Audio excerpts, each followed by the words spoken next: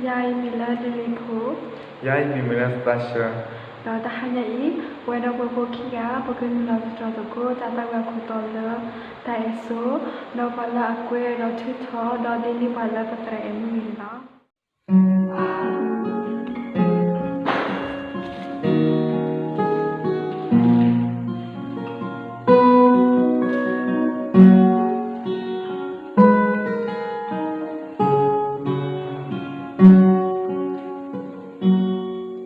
Thực tình nhớ đã bước ra em ở ghế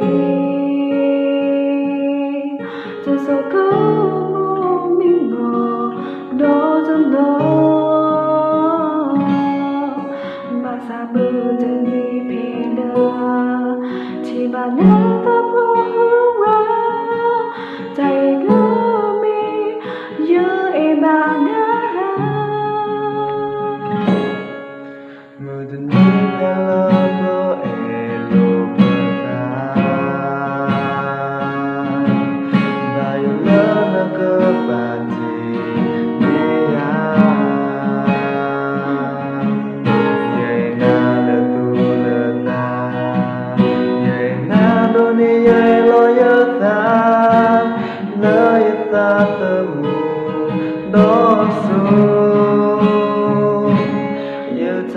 sống mình là nhớ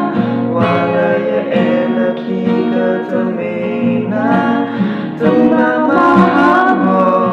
tại lời nhớ lo tình na yêu ta muốn là mình là nhớ yêu ta kể lời lo sự yên na mà ban đầu mà xa yên ta đưa lời em thì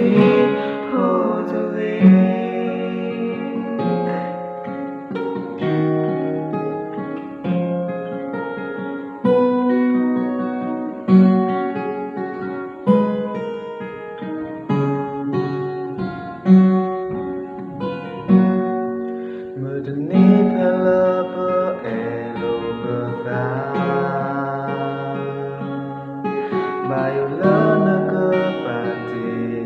neya Yena le tu le ta Yena lo ni ay lo ya ta Lo ya ta temu do so Ya ta e so mi na na Wala ya e le ki ke ta mi na